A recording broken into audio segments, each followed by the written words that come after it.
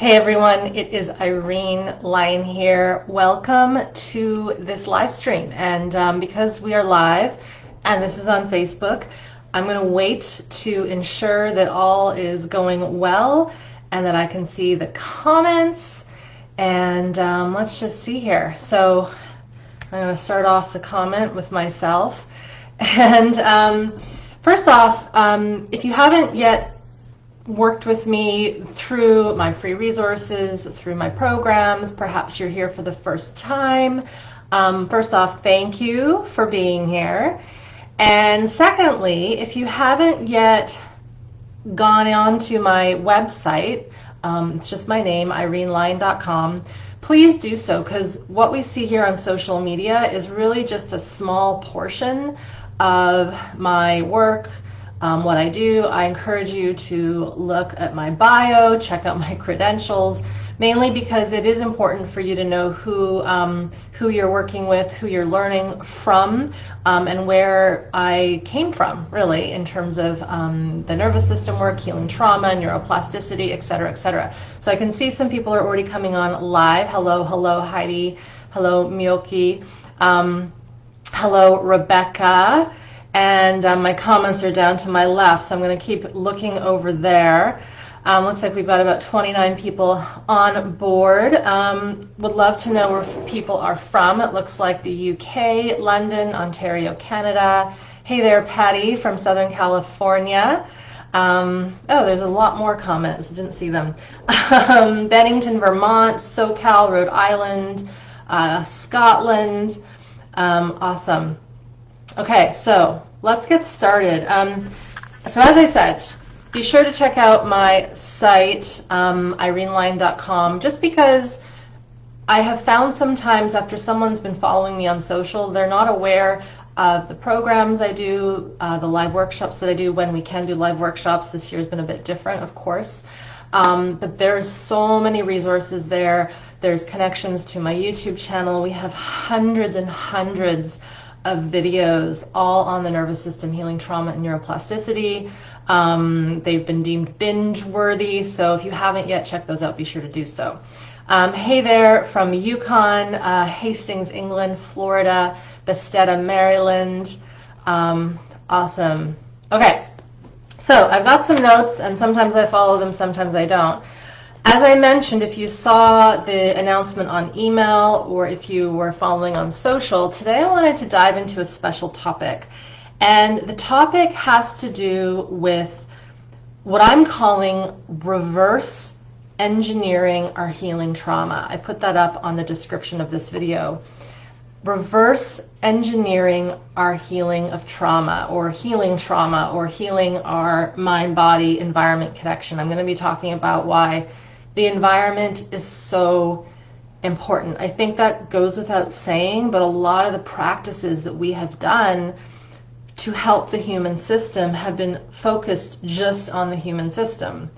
And while that's very, very important, we have to make the bridge to our environment, because we are part of the environment here on planet Earth, or the universe, or however you want to distinguish or define human existence. So, reverse engineering. Let me tell you what that means in a second. The other reason why this has become kind of more something that I've been working on and looking at is, as I work with my students, I'm starting to see how important it is to build what I call capacity, and I'll get into that in a moment, to build foundation, to build awareness, to build education. And I always say to my students, and to you, I'll say it now, if we wanted to build a house, for example, we wouldn't start by painting the insides of the walls. We wouldn't start by putting fixtures on the ceilings for light. We would need to start really, first of all, with, we could say, if we go really far back, an intention on what it is we want to do. We have to start with blueprints. We have to start with a plot of land. We have to start with clearing the land, building the foundation, laying foundation, letting the foundation settle. We have to then obviously build the frames of the home, depending on if it's wood or brick. It's all very different. But there needs to be these steps so that we can create a home, an environment that is secure, safe, and we know is not going to fall over when the tiniest bit of wind comes by, or if a rumble of an earthquake comes through. We need to build it in a solid way. So I hope that makes sense. That's the first thing I wanted to hit on, is just this importance of building foundations, having a blueprint when we build a house. When it comes to working with the nervous system and healing it, and really healing ourselves in general, we need to start with a foundation. Now, I'm not going to get into what I call the 5 stages of neuroplastic healing sequencing today. I did a video on that a few weeks ago, and my assistant Crystal can pop that up here. If you're watching this live, we'll put that in the comments and you can go to that afterwards. So save that link. If you're watching this on YouTube, we will have the link to that long form discussion on the stages of neuroplastic healing in the Show More section. The reason why it's important to understand these 5 stages is because often, and I hear this story all the time, people that are healing from chronic illnesses, mental illnesses, relational troubles, chronic fatigue, the list goes on, autoimmune, insomnia, adrenal fatigue, all of these kind of cluster together. They will say, I've tried so much. I've changed my nutrition. I've changed my sleep habits. I've changed how I move. I do mind-body practices. I do yoga. I get energy work done. I mean, the list is super long. I go to therapy. I do release exercises, getting the energy and activations out of my system. And then they'll come back and they'll say, I'm still struggling. I'm still not able to calm myself naturally. I'm still needing to have all these external resources, such as these practices. And there's nothing wrong with having an external resource like a movement practice or a hot cup of tea or our journaling or a therapy or whatever it might be. I'm just naming a few things. There's nothing wrong with that. But at the core of this work, it comes down to being able to self-regulate our nervous system and come down and out of activation, or come out of the opposite of activation, which is shutdown. We want to be able to come out of these survival responses, I should say. We want to be able to, if we could say the end goal is to come out of these survival responses with internal resource. In other words, not needing to have these practices and tactics. And if we really look at the history of the mind-body movement, the human potential movement, I started in fitness and nutrition back in my early 20s. I saw, this whole shift in awareness around lifestyle and health and exercise and food and all these things. Everything just kind of exploded since the 80s. Those are all important. But if we're having to continually spend our days and weeks and months searching and finding the things to bring our nervous system down, to calm us down, or to activate us so we have energy, that's just going to be all we do. And really what I'm interested in is living a life, and I hope you are too, where we're not having to have this long list of things to do to feel good. So what I wanted to do, let me just make sure something just popped up on my screen. Just a second, everyone. Okay.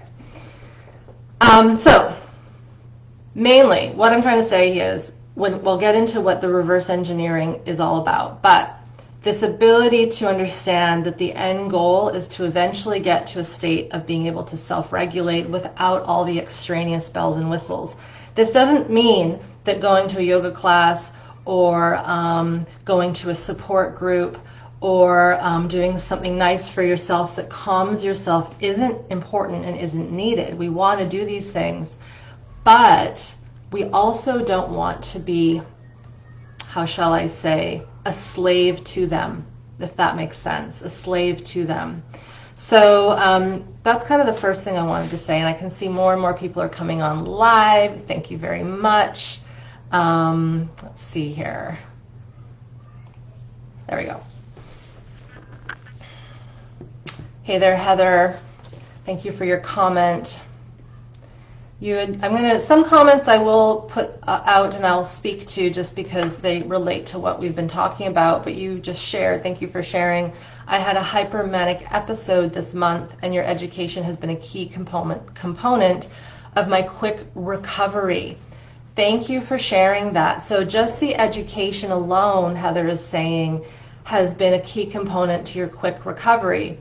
And Hind says, what should we do then? So I'm going to get into some more specifics, but this is obviously a big question, is we want the fix, we want the solution, we want the 5-step plan, the 12-step plan, the 20-step plan, the 100-step plan. And while there are definitely sequences to how I bring my students through in the work that we do, it's not something that I can convey in this kind of video because it's a much more involved process than what I can outline in an hour.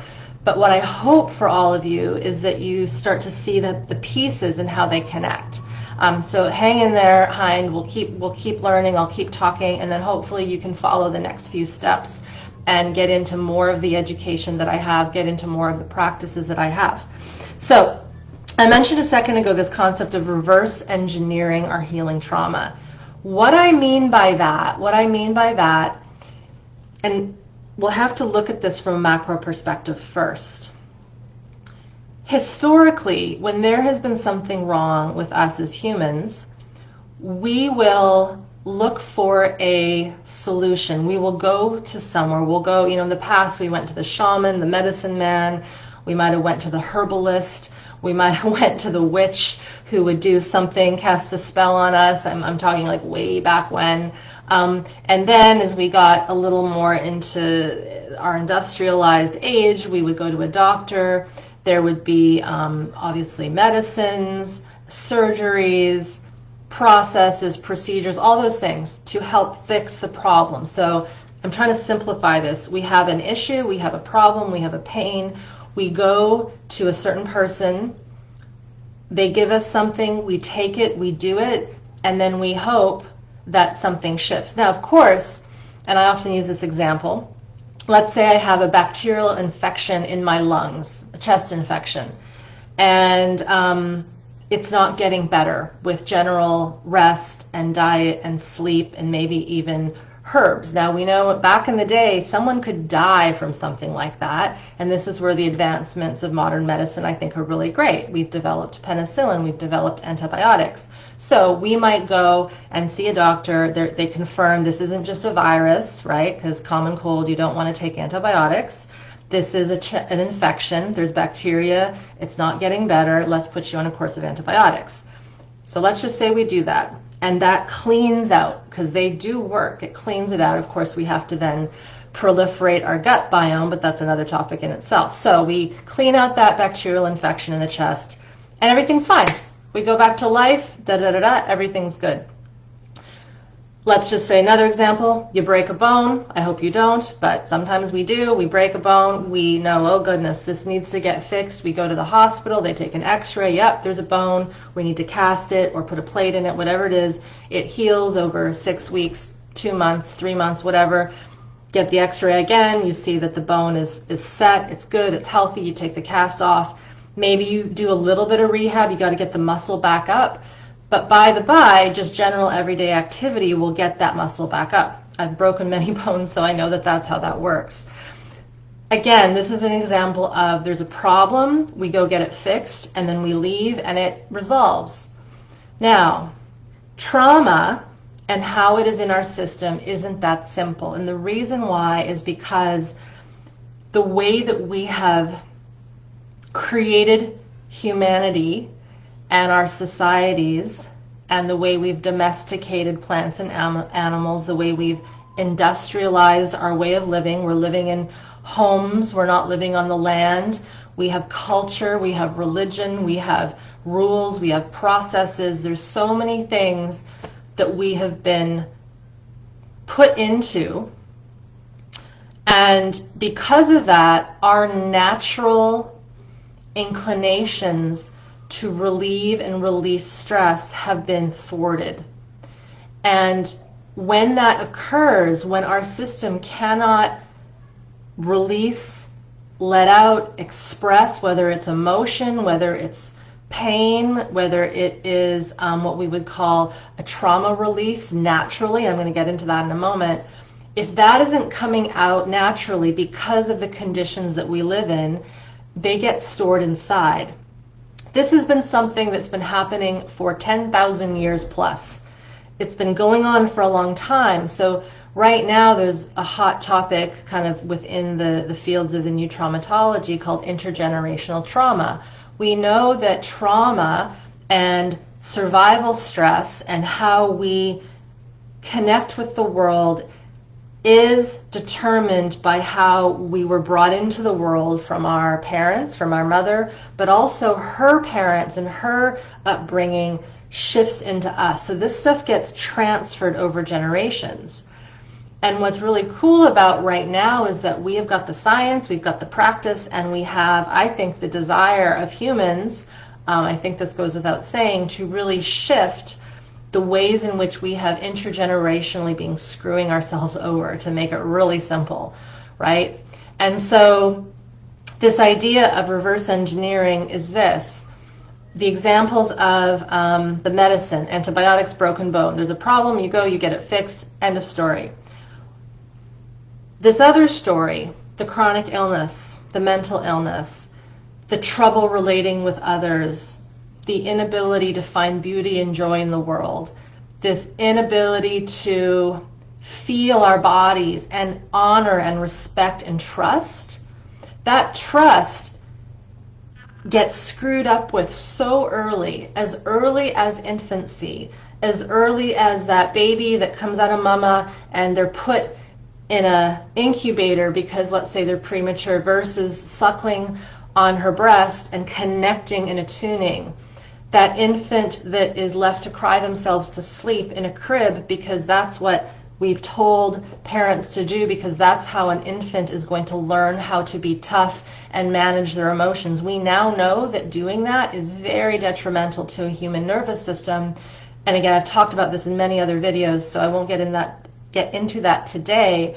But one of our main traumas, at least in the current generations now, is that we weren't tended to properly as infants. And so if you think of that infant who is wailing and crying or is hurting or hot or is cold or is in distress, and their primary caregiver cannot attune to them because they don't know how to attune to themselves, right? So if you have an adult who's raising a child and they don't know how to attune to their own physiology, there is no way that that person is going to be able to effectively and accurately attune to their infant.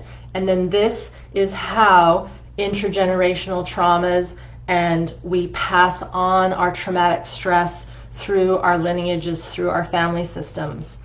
And we have to make this cycle stop. If we don't make it stop now, we're just going to keep repeating all these things. The surge of chronic illness, mental illness over the last 50 years has been massive.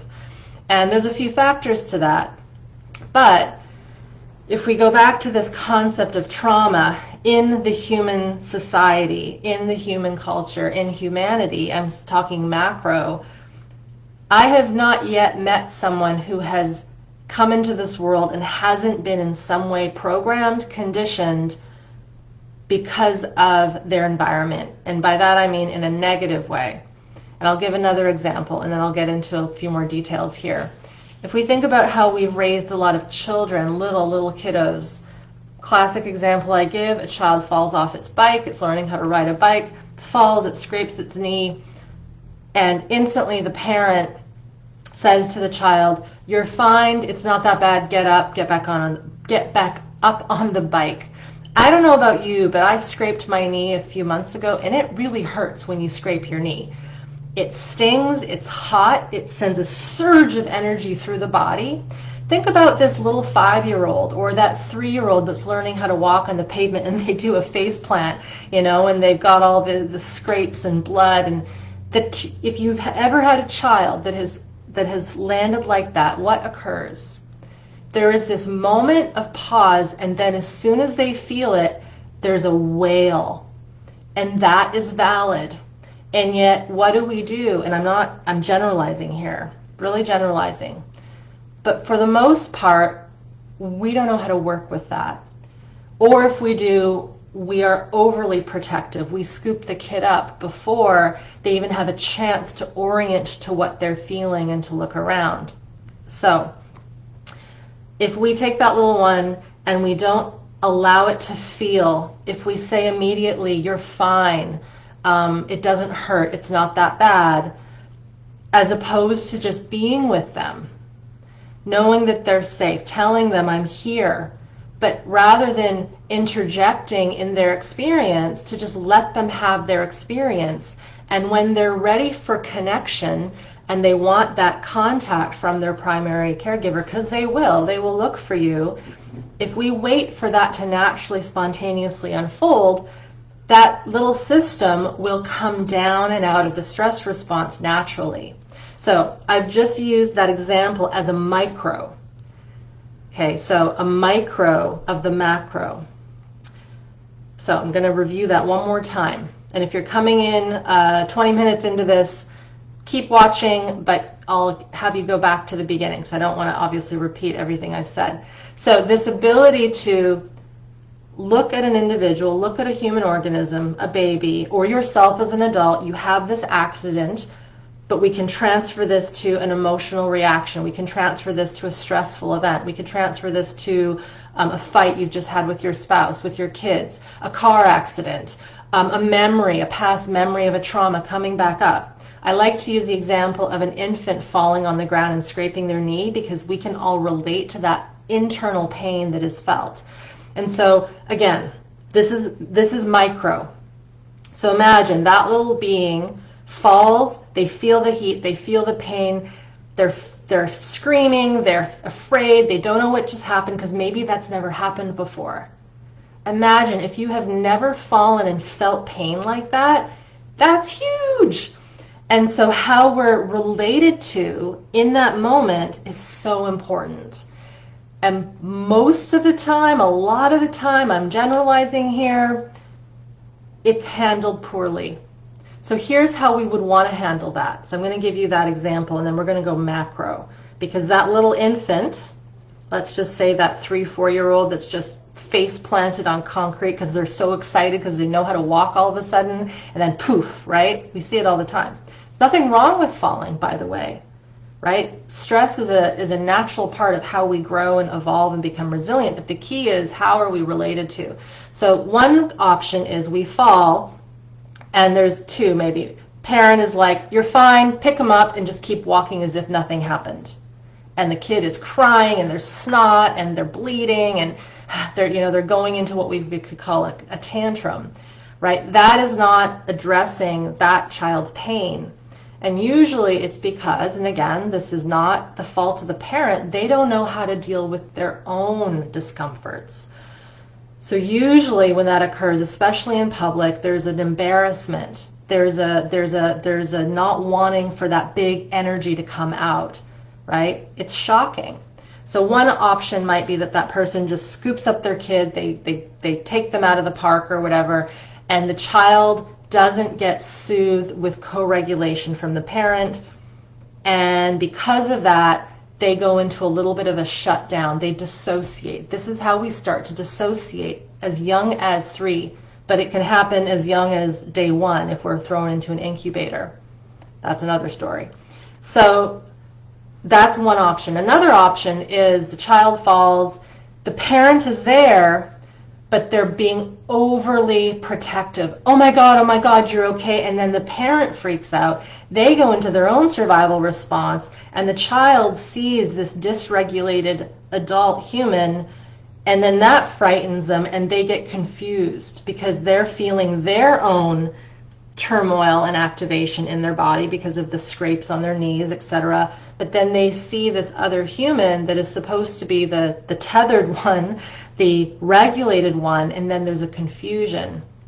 And then this starts the process of a little being changing themselves to make sure that the adult is okay. Even at age 3, the energies that humans have are really powerful when we're born. We are empathic, we are psychic, we feel everything, and then it's these misattunements and the dysregulation of the adult that messes up that purity. Okay, so that's one example. So someone might be asking, well, what's the right way of doing it? And this is where it gets tricky, because in our society we have this thing where we want to debate both sides, and then we might come to a conclusion, or we might say, oh, well, that person likes to do it that way, and that person likes to do it that way, and that's fine. And while that might be okay with certain things, when it comes to human physiology, it's pretty cut and dry. It's pretty cut and dry. So that little one falls, again, bloody knees, the heat, the pain, the wail, the red face. Granted, it's safe, because of course if they've fallen on a street, you got to pick them up and get them away from the cars. But let's just say you're in a playground and that little organism is hurt. You want to come to them, but you want to just be there, calm, grounded to the earth. Let them know you're there by saying, I'm here. I'm here for you. None of the, you're going to be okay, it wasn't that bad, oh my God, the freak out. Calm, the way you would want a first responder to come to you if you were in an accident as an adult. You don't want someone to just start scooping you up, unless of course you're in a very dangerous situation. That's different. So you want to come, let them know that you're there, but not invade their privacy, their boundary, I should say. There's a boundary. And you let them wail, you let them get their snot out, da-da-da-da-da.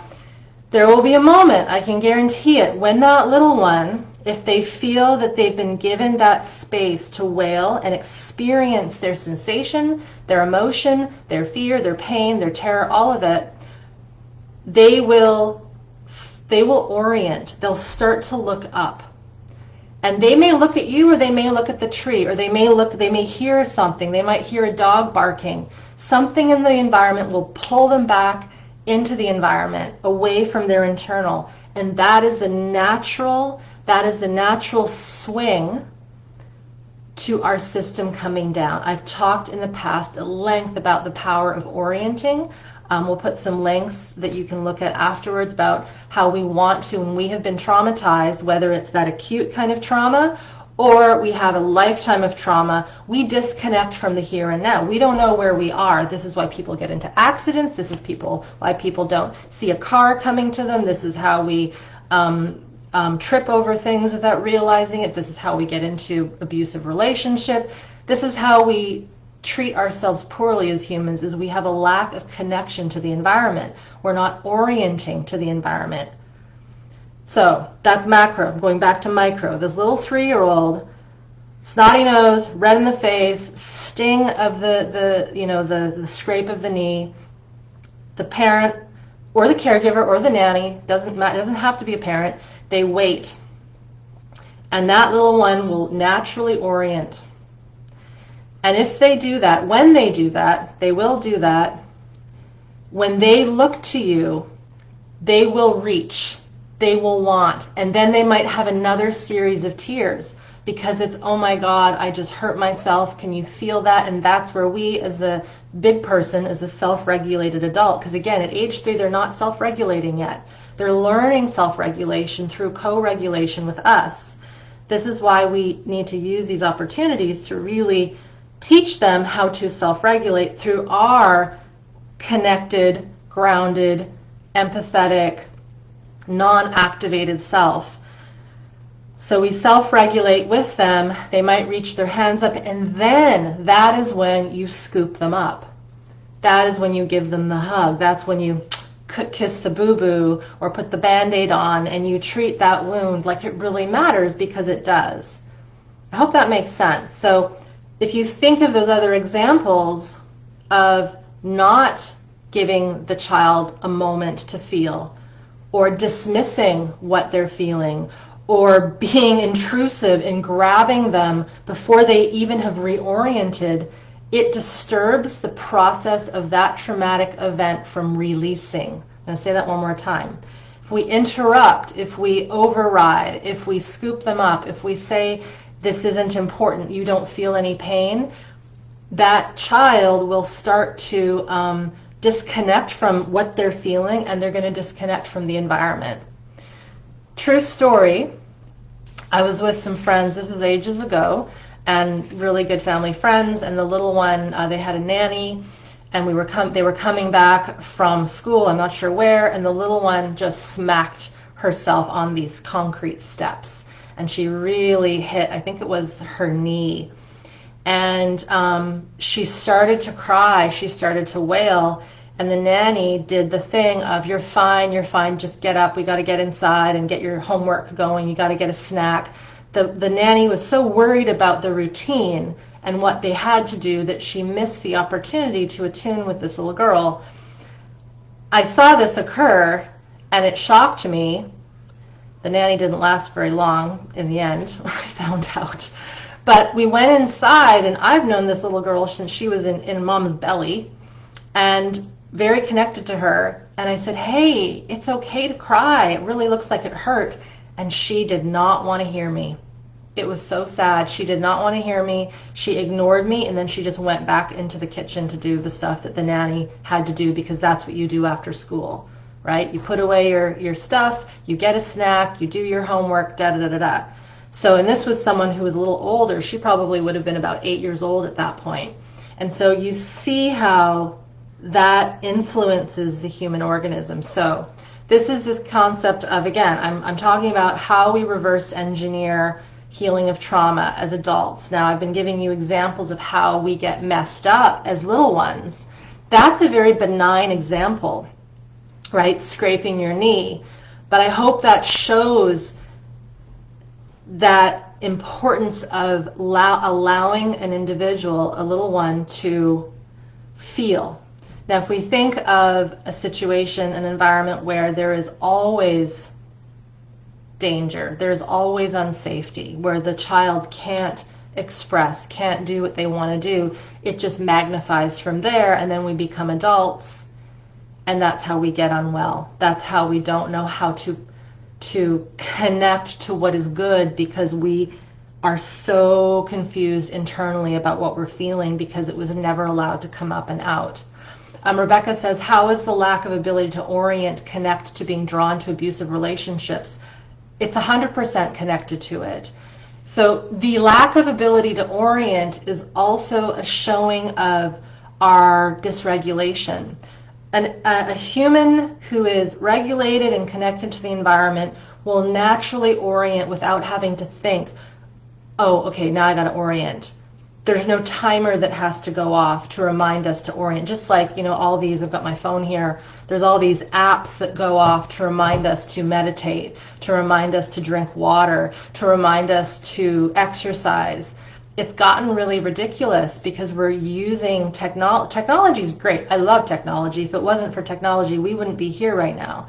But the way that we have become so dependent on practices and bells and whistles to remind ourselves to connect to our internal system is worrisome to me.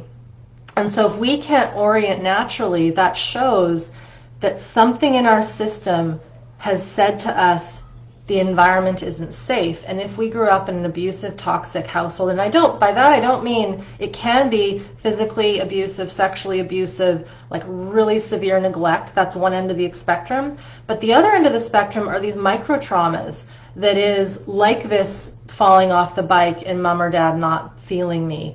It's showing up with a dandelion and giving it to our parent, and we think it's this beautiful flower, and they say, that's not a flower, that's a bunch of weeds. I don't want that. There's all these little ways in which we slowly kill, if you will, a human organism's spunk and character and life force and discovery of how beautiful the earth is and nature is and their expression is. And so, yes, if we don't have this ability to orient, not only in an exploratory way, Rebecca, but in a defensive way when it's accurate. Like if there's a car coming at me, I want to orient to that, go into survival and get out of the way, right? But to that, if I'm not orienting as I'm crossing the street, this classic concept of looking both ways, I also put myself in risk. So when it comes to abusive relationships, if we were brought up in an environment that was abusive, we got to know real damn well how to perform so to stay safe in a relationship that wasn't good to us. And that is all we know. To us, and again, I'm making this example, it might be not your case, but let's just say we were brought up in an environment that was abusive, and love meant micromanaging our feelings, micromanaging our sensations so that we don't piss mom or dad off, because if we piss them off, we're going to get hit, or we're going to get deprived of dinner, or we're going to be sent to our groom and not allowed to watch television, whatever it might be. So if we had these weird conditions set up from the very, very young age, that becomes our rubric. That becomes how we are wired and how we seek relationship. And so then as an adult, if that's the only thing we've known, we will find that guaranteed, unless, of course, we make a very conscious, consistent, persistent decision to shift those patterns. And it's more than just the thought. It's based in how our physiology reacts to the environment. So it's a very great question, because that is 100% why it occurs. Okay, so I just gave you that example of the child, the little one, as a microcosm. Now, let me have a little water. Now, we can take that and go even more micro, the cells of the body. So each human has 1 trillion plus cells, and each cell feels its environment, internally, externally. I read something great from the biologist Bruce Lipton. He wrote a book, The Biology of Belief, I think it's called, and he's one of the guys that really did research on epigenetics, which is the fact that we as humans express ourselves, our DNA, based on the environment we're in. So our genetic code is not predetermined to happen in a certain way. Right? It is expressed based on how we interact with ourselves and how we interact with our environment. And a lot of the practices, they negate this interaction with the environment. So orienting, for example, is one way, and you can do it right now, even while I'm talking and even while we are in this more intellectual space. If you can sense, have you been sensing the ground under you? I'll maybe pose that as a pop quiz. As you've been listening to me, have you been connected to the ground under you? Have you allowed yourself to see around you naturally? Or has there been this fixation on the screen? Again, there's nothing wrong with that, but what you will see when I teach is I will look, I will orient, I will see things that aren't just right here. And so we get into these problems with humanity where we've got this higher brain that's so strong. We have this unconscious nervous system that is so strong that wants to protect us. And then we have all this somatic soup, all of our organs, all of our limbs, all of our muscles, our fluids, everything that is giving us information. Part of, and so I'm just going to follow that regarding the cells. So each human, if we go micro, is made up of cells. And Bruce had said in his book that each cell that has a nucleus, so it has a brain, has all the systems of a human. It has a nervous system, it has an excretory system, it has a skin system. Each cell feels and reacts just like we do as a big person, as a human being that is made up of those trillions of cells. So when I say cellular safety, I'll often say that. If we were brought up in that environment that was not safe, maybe we had a parent that was unwell, right? And we had to shift how we were. We had to shift our exuberance and our spunk and life force energy, because if we were too big and extroverted, that was too much for mom or dad, because they didn't have the capacity to join with that energy. Doesn't matter how old the person is, it's just whether or not do they have the capacity to be with that little person who's got all this life force energy. There's a reason why we love videos of kittens and puppies. If you walk down a street and you see a puppy, it's very hard to not look at that puppy and smile, right? Like, I think I can get a lot of people agreeing with that. It's because that energy is just so pure, it's so fun. There's nothing in that system that's looking at danger, unless, of course, that little animal has been abused, and then it changes it. So This ability to understand that we are an organism, there are cells in our body, and then there's this ability for us to also be more macro with the environment. So if we get back into this reverse engineering, if we have been brought up in a more unsafe environment, our system is not going to trust what's happening inside. Our system is going to orient, as I think it was Rebecca said. If we have not been able to orient to the world in a healthy way, we're going to orient to the world in an unhealthy way. We're going to get, and someone just said, well, you talk about the vortexes. Yes, of course. And this is all looped into that. But if we were really good at keeping ourselves safe and we couldn't express who we were, we couldn't feel our emotions, our sensations, that will become kind of how we're wired.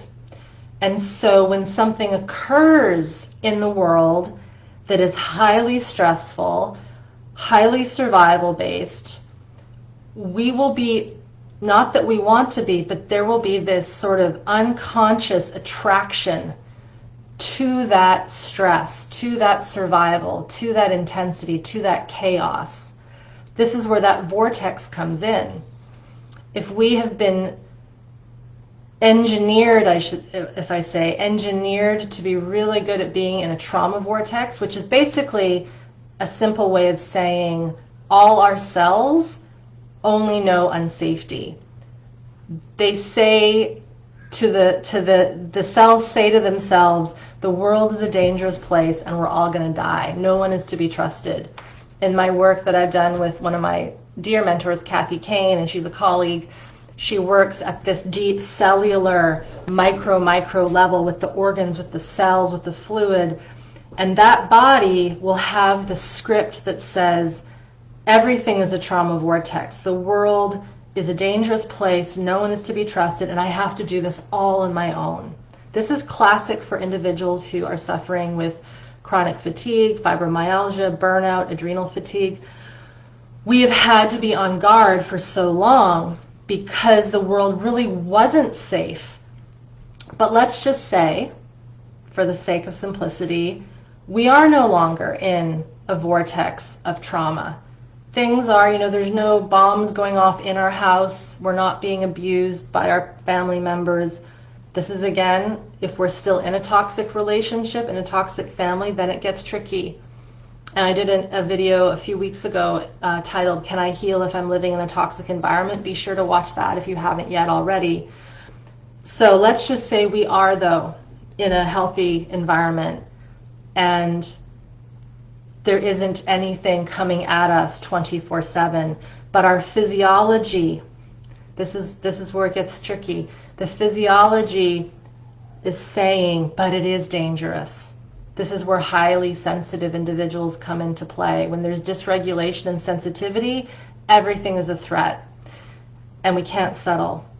And so this is where that trauma vortex can pull us in. So if we think of world events, not just world events now, but historically, there is something out in the world that is intense and chaotic, and we are still in our trauma vortex 24/7, we will vortex over to that intensity because it makes more sense to us to be in that trauma vortex than in what I would call, and what one of the teacher that I've learned from and the work I've studied, Peter Levine, he's the founder of somatic experiencing.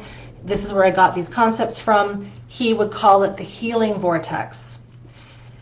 And so, for example, orienting, learning how to reorient, that is bringing us more into a healing vortex.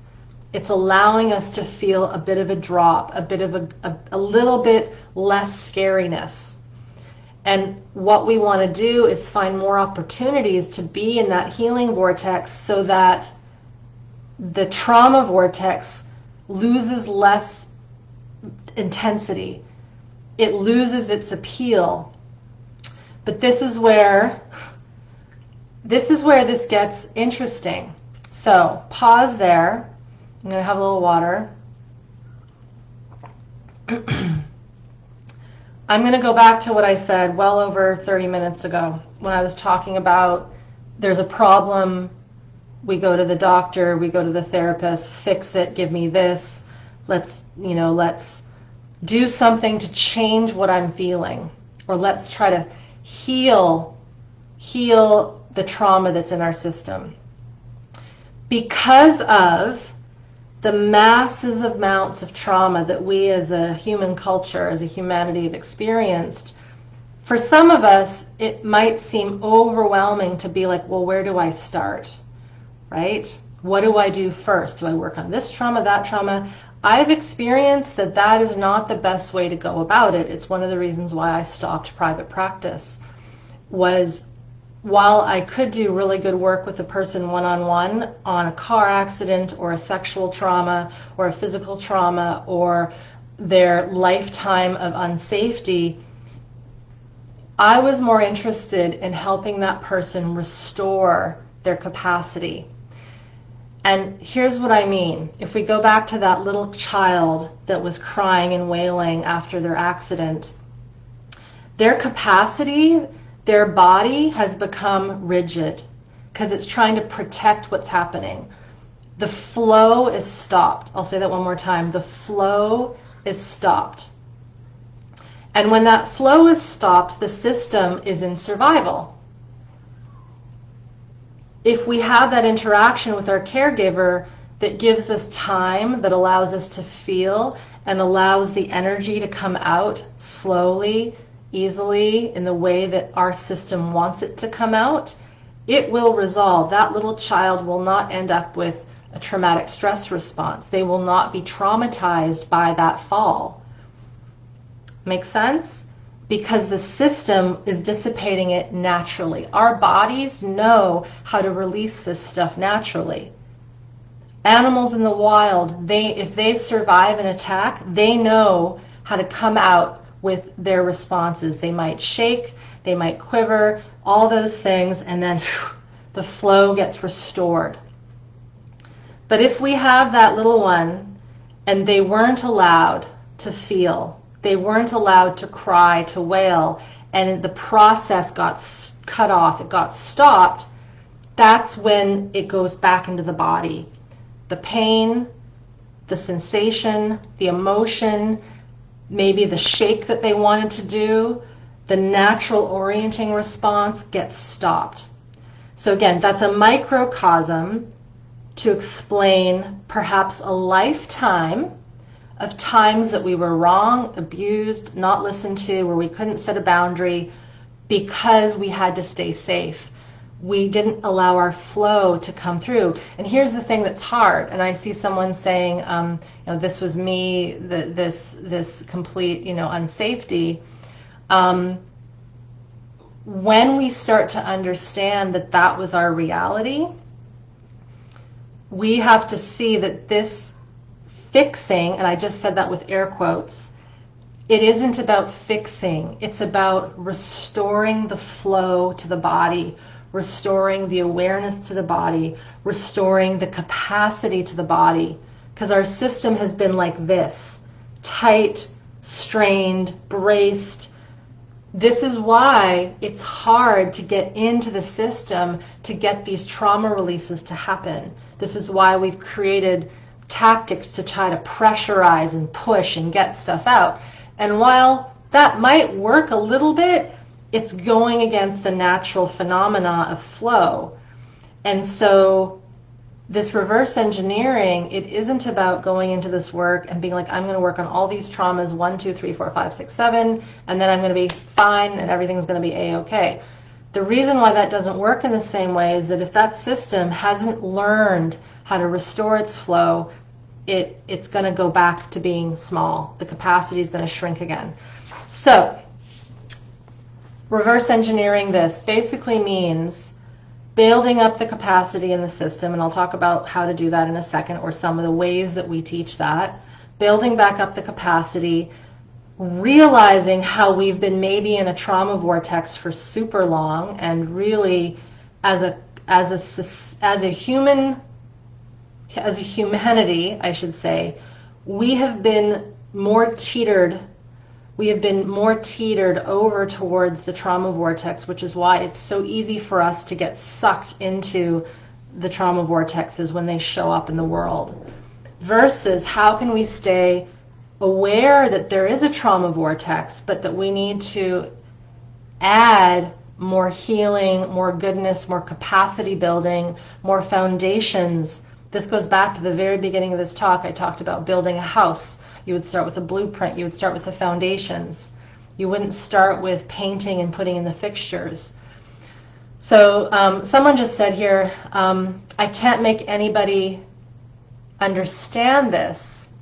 I think what you mean, Nora, is perhaps you mean people in your life, maybe. Here's what I've found. We can't make anyone understand this. And the reason why is it's not intellectual.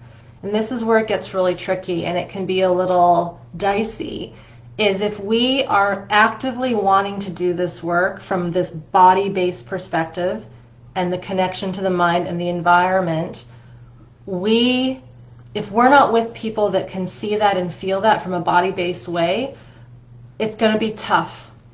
Because if they're not understanding from a visceral point of view, we can tell them about all of this till the cows come home and they won't get it. It has to land viscerally. It has to land in the cells. And so be very careful about how, and this is common, we will sometimes stop our healing because those in our environment, those in our relationships aren't doing their own healing. And this is where we have to be really adult and very mature and decide, I'm doing this for me, and whatever they decide, it's up to them. And yes, relationships will end. Family members we will lose. Friendships will change. But again, if we think of macro, micro, if humans at an individual level are deciding to not heal because those in their relationships aren't also, see how that pushes out to the rest of humanity. It's basically stopping the flow. And each of us are responsible for, I believe, healing this beautiful place that we live here on Earth, right? Humanity is not going to be able to push forward if we're worried about the fact that one person or two people or 20 people in our circles aren't going along the same path. And this is where it takes bravery and courage and strength to forge a way that maybe has never been done before. And I want to make this really clear. This is intense work because we are shifting the narrative and the way in which we have lived for a very long time. And this is like thousands and thousands of years.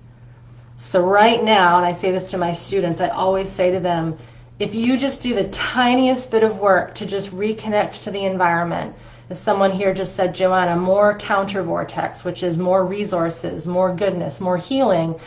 If we can at least do a drop of that a day, or like a drop of that a few times a day, at least we are going in the right direction, right? So how do we do this? So first of all, education is really important.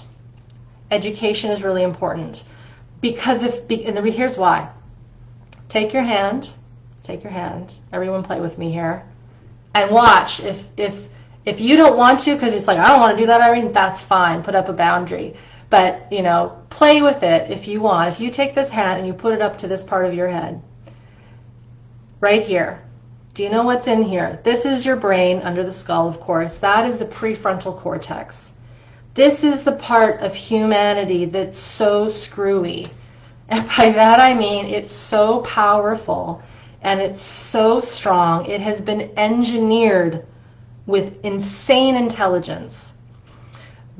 Okay, so that's number one. This is around why we need to learn the education first. And then we have everything else. The blood, the nervous system, the brainstem, the spinal cord, the central nervous systems, our muscles, our viscera, all of our cells are underneath here. And also we have cells in our brain, of course. There's bone up here too. I'm trying to simplify this. So we have this higher brain that has been engineered to be so complex, and it is. Look at what we've created, right? But then we have, not but, and then we have this biology that is very, very animal-esque. It is an organism. It's the nature part of us. And remember, we are nature. There's a reason why we feel so good when we're in the natural environment. It's because we're merging with that. However, we also know that human beings can do really well when they're in a more kind of city-based space. And it's because we do have this higher brain. If we were to put an animal in a building that was concrete, it wouldn't last very long, right? It needs that nature. But humans, we can be in more man-made spaces and do quite well because we create resources and situations that allow us to connect to our natural senses, but we also have this higher brain. The reason why education is important at the beginning of this journey of healing trauma at this nervous system level is because this upper brain, this higher brain, I should say, it will question the work that you start to do that is biologically based. And the reason why is because if you were that little kid that wasn't allowed to feel themselves, to express themselves, where emotions weren't allowed, where there were conditions upon whether or not we got loved or not, if there were conditions, it will be really tough when we start to do the internal work, the somatic work, to keep going, because everything is going to feel wrong. If we have been in our trauma vortices, if we have been only knowing adrenalized, cortisol-based action, survival, defense, attack, shutdown, those are the fight, flight, freeze. If we've been living that way, if that's been the front of our bus, that's how we've seen the world, that's how we've interacted, that's how we've learned, that's how we've chosen jobs, what we do. If we have been driven by survival, when we start to come out of it, because the system wants to come out of it, but if it's been infused with it for so long and we start to come out of it, there will be a part of our system, a very strong unconscious part that says this isn't safe. It's not safe to feel. Because when you felt back in the day, you were told to stop. And you did stop because if you didn't, you wouldn't get love. See where that goes? So, the reason why education is so important, hopefully this little bit of education today will let you know that this is why it can be very, very challenging when we start working with the mind, body, environment level. And the environment is so important. We cannot be who we are without the environment. And most of our traumatic experiences come from relationships we've had that have been outside of us. Very few humans are born into this world and there's this internal trauma that just occurs for no reason. Maybe if we have a really severe genetic defect that puts us into a seizure or something like that, there's always exceptions. You know, someone that's born with a blood disorder where their blood doesn't, where they don't clot. Again, lots of reasons there. Won't get into that. But most of us, our traumatic experiences have come from the external. They've come from relationship. And so we have to understand intellectually why connecting with the outside world might feel really scary. And when I teach, some of the things that I teach, and I'm going to be doing a drop-in class on Saturday, there's always a portion of people, and I say to people, this isn't wrong if you're experiencing this. But the moment they start to orient, usually about 2/3 of the people will enjoy it and it'll feel good. And a third, and I'm just making these kind of numbers up based on experience, my experience, a third of the people will be like, it's terrifying. The moment I connect to my world, I want to cry, I feel fear, and this feels really scary. And when I see that, I say, okay, that's what you're experiencing because chances are in the past your environment was scary. So then we say, well, how can you connect to something that's less scary? And maybe it's your hands, maybe it's feeling the body, or maybe it's just focusing on a glass of water or a cup of tea or something that's less intense that isn't out there. Or maybe orienting to the sky is too much, but orienting to, I've got this large chunk of rock here, maybe orienting to this is a little more grounding, right? This isn't just a piece of rock, this is a citrine.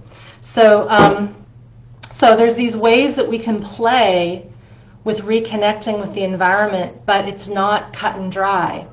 And so this is where some other concepts come in. How's everyone doing?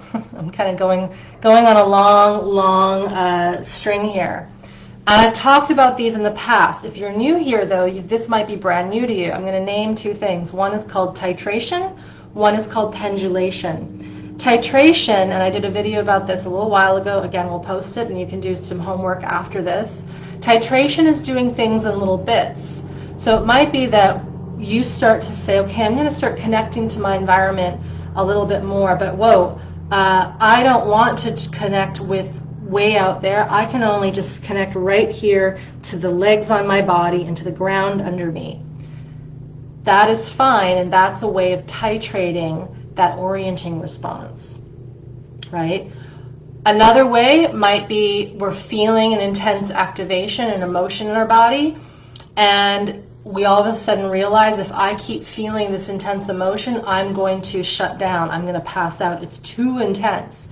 So again, that's an indication, and this is where we have to listen to our body, but we also have to keep our higher brain online, because the higher brain, if it can stay online, we're less likely to go into more survival. We're less likely to go more into that trauma vortex. We're more likely to take care of ourselves, resource ourselves with the here and now and go, I'm going to stand up, I'm going to walk around a little bit, or gosh, I need to run on the spot, or I need to, I don't know, go outside and feel the air, or I need to get into a warm bath, or I need to call my best friend, or I need to hug my dog, or whatever it might, or I need to journal, right? And so titration is this capacity to keep the higher brain online while feeling what's occurring internally and doing little bits so that we don't blow ourselves up, is the best way of saying it, so that we don't blow ourselves up or we don't shut down more. Again, I haven't talked a lot about the survival responses today because I've done that in so many other videos, but basically fight, flight, freeze. Fight, like get out of my face, I want to fight you. Flee is I'm running out of here, it's too dangerous. Freeze, I can't fight, I can't flee, I'm just going to shut down. These responses are important. If we get into an accident, if I break my leg and my femoral artery is spurting blood, I'm going to want to go into shutdown so that my heart rate goes down, my blood pressure goes down, so that I preserve my blood until the first responders get here. We need to have the survival responses for acute stresses, acute traumas. But like that little kid that's falling off of the bike and scraping its leg, they're going into those responses. If we can be with them as they happen, they don't cause traumatic stress. It releases. Trauma is not in the event, it's in how it gets stored in our system. Very important distinction there.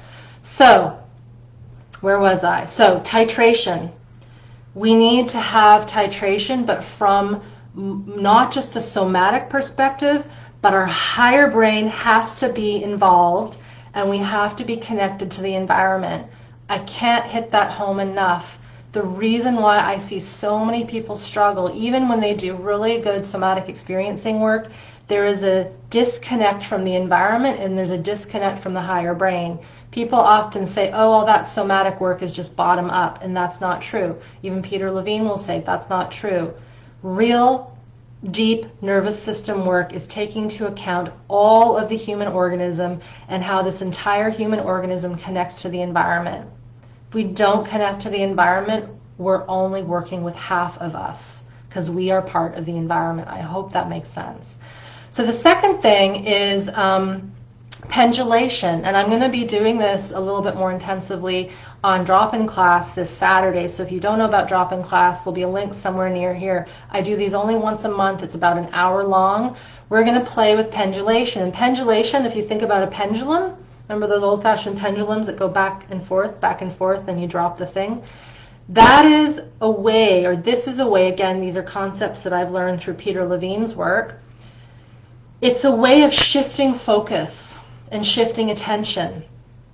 So if I say I have that pain on my knee because I scraped my knee, and now of course a little child isn't going to do this. This is from an adult perspective. They're naturally doing that without us having to teach them. These are things that are built into us when we have good self-regulation on board. But of course, like I said at the beginning of this, it gets screwed up based on how we are self-regulated or co-regulated with our primary caregivers. So as an adult, as you guys, learning how to build capacity and foundation, etc., we need to take this on as an intellectual but also a visceral and somatic experience. So in other words, let's just say you're feeling something intense in the body. Maybe it's a heart rate that's just pounding. You may need to sometimes just be with that heart rate that's pounding and stay connected to the ground and let that ride its tsunami wave until it comes down. But let's just say the system doesn't have the capacity yet to be with that intense reaction of sympathetic energy. We would call this a panic attack or an anxiety attack. If we don't have the capacity to be with this, we need to put into play some of the practices like pendulation. In other words, how can you focus on something else? You feel the heart rate and maybe you feel your feet on the ground. Maybe you feel the heart rate and you look out to something that is a little more pleasant, a little more able to soothe you. Maybe you listen to some music, maybe you listen to a podcast, maybe you do some journaling, and you stay engaged though with the environment, with your higher brain while you're feeling this intense reaction. Pendulating away allows us to find another resource to take the notch down a bit. But then let's just say we take the notch down a bit. We then we pendulate back to that heart rate that's really beating and go, okay, what is it like now? Oh, maybe it's the same, maybe it's more, or maybe it's less. And again, this is where I think someone asked, what are the steps? This is where this isn't a step-by-step process. And this is where a lot of people quit before they get further ahead or farther ahead. If we haven't done the foundation and the learning, it's very, very easy to get sidetracked and say, well, this isn't working. And I'm going to use an example, an analogy I brought up would have been earlier this year. It's where I talked about how healing trauma and restoring regulation to the nervous system is like learning a second language as an adult. We need to treat the healing of our traumas, whether it is micro, macro, collective, individual, familial, like the learning of a new language. And the reason why is because if we don't, we're going to treat it like a problem that needs to be fixed.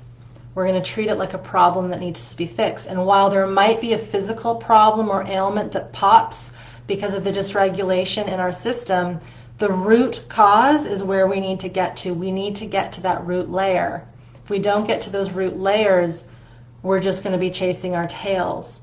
And so this concept of knowing what to do next and what to do if that happens, that takes time.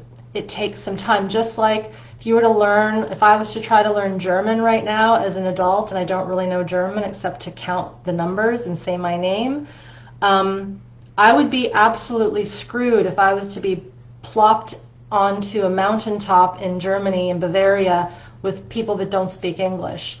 I will not know what to do because I haven't done the learning, not just the ABCs and the 1, 2, 3s, but all the different scenarios and all the different verbs and conjugations and situations and da-da-da-da-da. If we don't have that base and that foundation and lots of practice on board, when an event, when a memory comes up, and I did a video on this a little while ago titled why people are often afraid to go into trauma work, is they're afraid that a memory will come up, because when they have had memories in the past, their system kind of blows apart. And that makes sense. If they haven't done the foundational work, if they haven't been educated on what's occurring, the system doesn't have the capacity to be with that memory, and then it re-traumatizes itself. So I'm going to go back to this concept of reverse engineering, and then I'm going to look at some of your questions. The reverse engineering piece, what I mentioned at the very beginning, it's about not, how shall I say this? It's about going into this work with the intention of building capacity, building that language, getting really proficient in listening to the internal parts of your body, having the higher brain be educated, and being able to stay connected to the environment. These are big tasks. And so reverse engineering this healing trauma means working on these more foundational aspects so that we have a blueprint, so that we have a foundation, so we have a map, so that when something happens, we don't have to go, oh, what do I do this? And then how does this sequence? I don't know how to put this together. Because if I just give you a step list, a list of steps, and say, when you feel this, do this. When you feel that, do this thing, it might not always work. And this is true. And this is why, as much as my students go crazy because they just want to know, when I feel this, should I do this? I can't give that to them because that would be bad practice on my part. Just like I can't say to that little child that's crying, I want you to do this first. Oh, little Johnny, come on, look at the trees, look at the trees. Okay, take a deep breath, Johnny. Okay, now feel your feet on the ground. It doesn't work, right? I hope you see that. I'm trying to be kind of comical but serious with that. If you can't do that with a small child when they are feeling their intensity, why would we expect to do that with a human that's older, right? And so when we can have these skills on board, these tools, this language, this understanding, higher brain, body, and environment connected, we then become, and I always say this, we become our own medicine. We become powerful in ourselves. We aren't having to look at a list, look at a routine, look to a person. Now, I'm all for getting some body work, maybe having a therapeutic session, having some reflexology done, talking to a therapist. All these things are very important. But we also want to not be relying on them so much that if we don't have them, we don't know how to live, right? I think the goal, my hope, is that we get to this point where we're just living and creating, and we're not constantly trying to find ways to calm ourselves down or activate ourselves if we're in a more depressed state. So, like I said, this has been a longer kind of comprehensive talk about what it means to me to reverse engineer healing trauma. It's not about a specific fix. It's not even about trying to find a solution. It's about building back that robustness, that capacity to have flow in the system so that we know what to do no matter what is happening. And it also doesn't negate the fact that some days you might need to go to a hospital if you've broken your arm or you've had a problem and it needs a specific fix. But for most of us that are here who know that we're struggling with various mental illnesses, chronic illnesses, relational problems, trouble with moving forward in our life, self-sabotage, resistance, being unsure of ourselves, have self-deprecating thoughts, low self-esteem.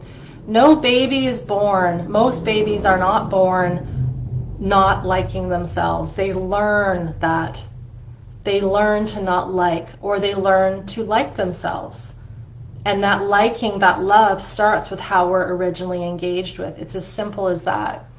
So I'm going to scroll up a little bit here, and I'll do just a little bit of questions. I might not get to everything, but thank you all for being here and listening to me speak. Rebecca, thank you for your comment. You say, I like the way you tie it all together. I think we have to tie it all together.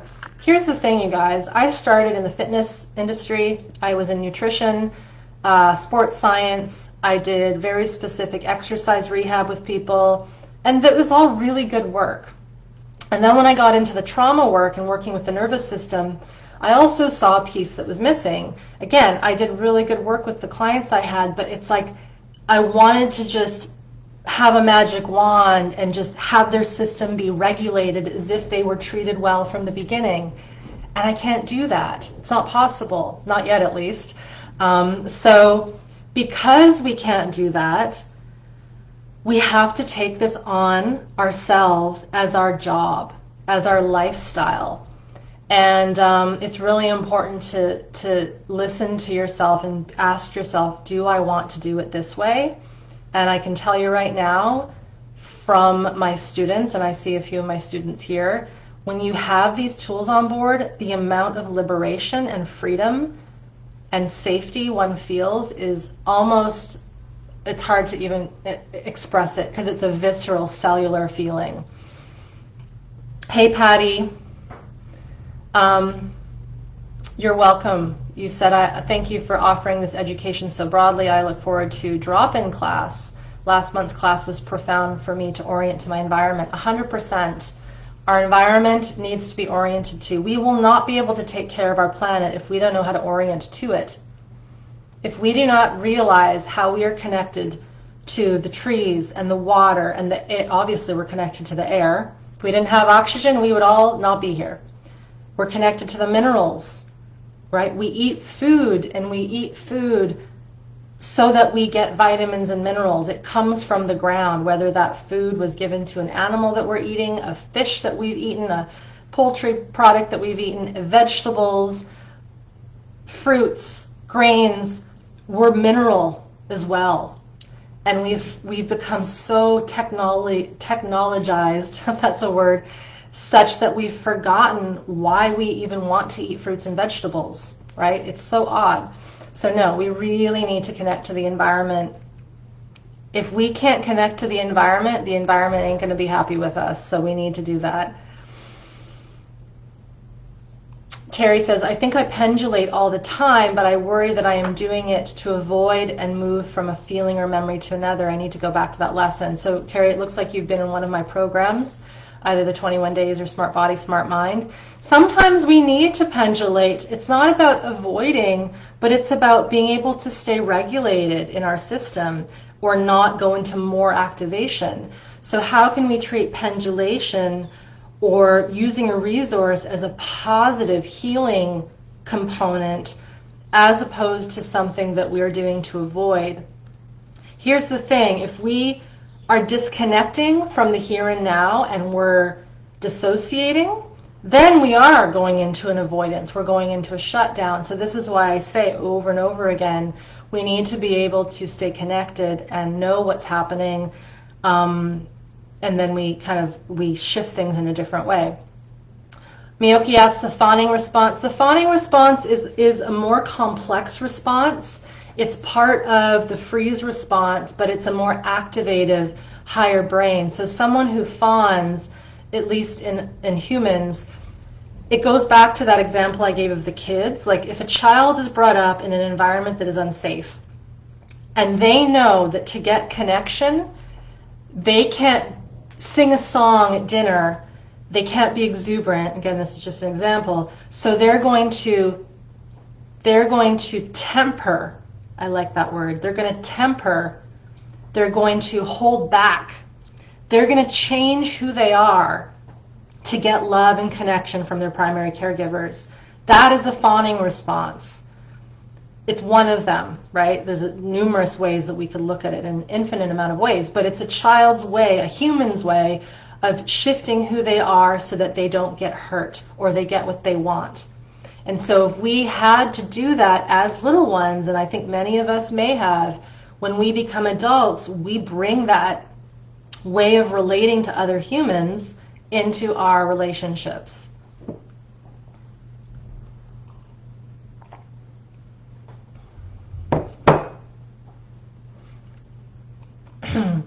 And you have a very good point there. I feel this all comes from the dehumanizing demands of corporate capitalism. I can't stop work on the assembly line to orient.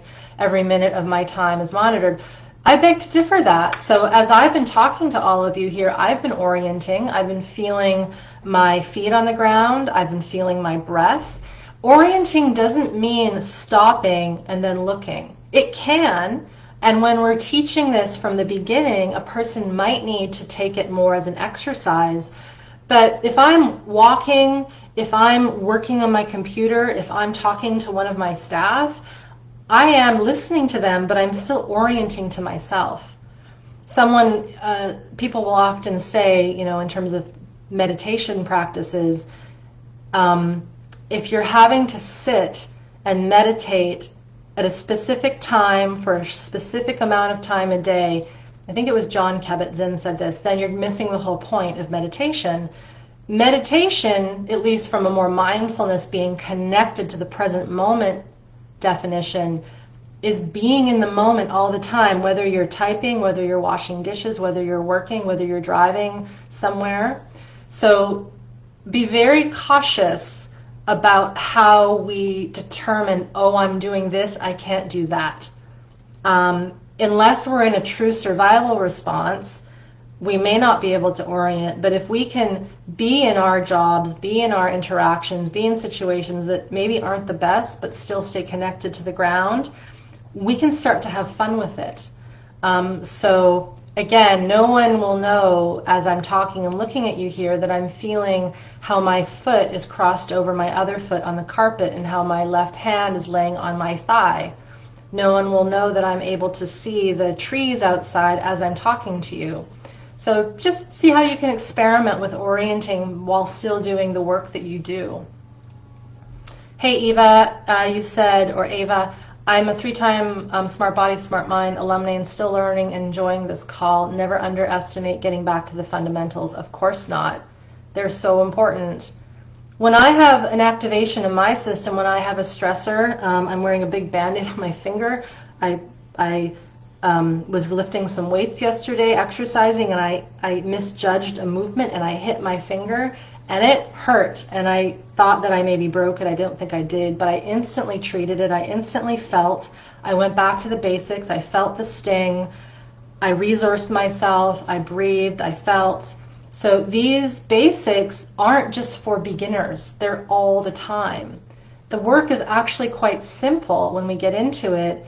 But if we've had that conditioning, if we've been programmed to not know how to feel, a lot of people will have something like that happen and they'll just ignore it because they don't want to be bothered or they don't want to admit that they've just hurt themselves. They go into a shame response, etc., etc.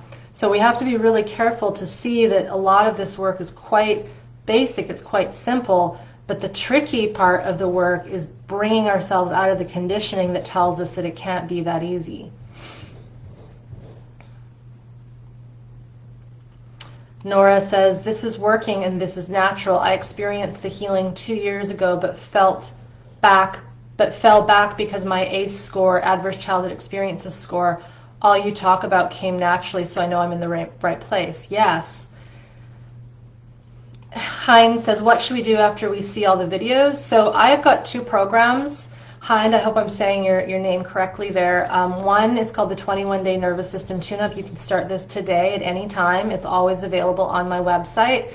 It's 21 days of learning, nervous system learning. It's education, it's visceral, it's practices, it's connecting to the environment. We have a special Facebook group for that. I've got my team in there most days of the week interacting and answering questions. So we want to start with practice after we do some videos and, get into the work as soon as you can, because the system, you'll be amazed at how the system can quickly heal when it's given the right information and the right practices. I also know that right now we're leading into solstice this weekend. There's a lot of expanding energy in the world. There's a lot of waking up happening in the world. This is a prime time to start this learning. I have seen my students over the last 3 months, because of all the crazies with this new strain of coronavirus, they've been doing really well. And they've been doing really well because they've been putting into practice these principles, these practices. When we are connected to the earth and to our impulses and to ourself, we know what is real, we know what is true. But that old conditioning, that old programming, it can suck us back in really easily if we're not careful. Hey Joanna, thank you for your comment. I'll just read it out so others can hear. Thank you for delivering such an important piece of psychoeducation. As an SE student, so you're a somatic experiencing student, that's great. I find it very structured, clear, and interesting. Good, I'm glad that this has been structured. It kind of always feels like I'm just going in all sorts of directions, but thank you for that feedback. And you say you're right, it's vital to understand our own physiology and workings of our nervous system and what we need in order to restore flow and build resilience. 100%. Again, we are not just animals. Human beings have animal physiologies. We have this suit of body mass and organs, but this brain of ours is unique. As I said, it's been engineered, it's been made, it's been created in a way that we still don't understand. And so to shift out of the ways in which we have been conditioned and lived in survival, we've lived through so much trauma, we've been in survival mode for so long, to get out of it, it's not going to be enough to just do mind-body work and somatic work. We got to learn, because our body wants to learn, our brain wants to learn. Someone asked, how will the 21-day course help? It will help because that's the beginning starting point. So if you haven't gone to that page and read through some of the stories of my students, read through what you get, it's the starting point of the work that I do, that I've been spending 15 years cultivating, creating, practicing. It is really a phenomenal course to start. And then if you want to do more with me, once a year we run Smart Body, Smart Mind. That happens in the beginning part of the year. We start to take registration in February, and then it runs March through May, 3 months long. So there's a lot of ways that you can start practice. I've got a drop-in class this Saturday. We're going to work with Pendulation. We're also going to work with the heart space called the mediastinum, because it is solstice, and we're going to play with themes of light and dark. So definitely check that out. I am not going to offer the 12-week program again this year, Patty. We're going to run it again in the fall, but if you haven't yet done the 21 days, get in there, attend drop-in classes. My colleague Elia, who I think you know, also does drop-in movement classes, so he's another resource that I highly recommend for getting into the body. So please keep up with what you can. Hey Rachel. Oh hey Rachel. I'm used to seeing your Instagram handle. So Rachel's been in my Smart Body, Smart Mind course. She says, I saw my acupuncturist today after almost 4 months away due to travel and then of course COVID. And he was so impressed at how good my energy and posture are. I used to have to see him at least twice a month. I told him it's largely thanks to the Smart Body, Smart Mind course and of course my decision to do the work. Yes, just purchasing the course and going through the motions doesn't mean the changes are going to happen. A person has to embody the learning and the practices, and then they have to embody it and integrate it with their daily life. Again, it's not like taking a course of antibiotics and then at the 3 weeks you're done, or at the 3 months you're done. This is a lifestyle change. It's a way of living that will completely shift everything you do and how you relate. And based on people like Rachel and Eva, who mentioned a comment above, there's some pretty spectacular and miraculous things that occur. The other day I saw that someone got off their thyroid medication by going through the program, because again, working at this level is getting to the cellular level. It's macro and it's micro. Hin says, I'm trying to understand. So this is your question. So we have to practice, and eventually when we are facing panic attacks, we will have more tools, inner tools, to help us move through the panic. Yes. Panic is nothing more than old sympathetic fight-flight energy coming out of the system. Now I simplify it by saying that, but that's what it is. It becomes intense and scary because we haven't built the foundation to be with that. I always say to someone, it's like riding, if you went surfing on a tsunami wave and you didn't know how to swim, that would be terrifying, right? And so we need to build the capacity to do the basics so that we can take that tsunami ride and ride the wave to the shore. That's how I see panic attacks. They're there for a reason. They're not just haphazard. Something is wanting to come out of the body. Something feels unsafe. And so we need to work with creating safety in the system so that we can be with those intense emotions and not breathe them away, not tap them away, but really be able to be with them. And it takes some time to get there. But yes, that's how that works.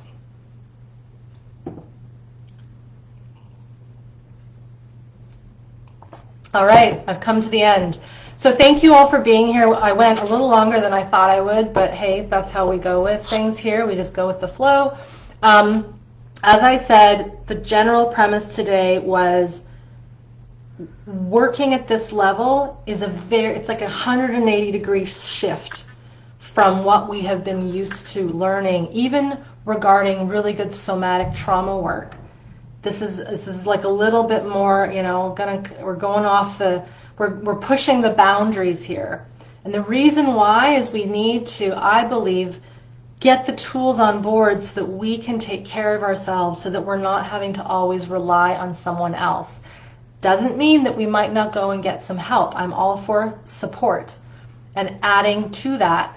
But if we really want liberation, if we really want freedom, if we really want to be, and this is a word that's being used a lot, be sovereign, be in ourselves, be following our own unique path, if we don't find a way to get these foundations on board, it's very easy to get pulled back into the programming, into the conditions, because that has been what we've known. We're at a really amazing time right now in human history. So amazing. I don't know what it's going to be called in the future, but we have the potential to shift in a really big way. Our mind and our bodies are powerful. And they're powerful when we're focused on goodness, on healing, but also being able to realize and recognize the trauma, the hurt, the pain, the disgust, the horror, the terror that many of us have survived. Well, if you're here, we've survived, right? So it's how can we start fresh, go forward, and create something that's totally different.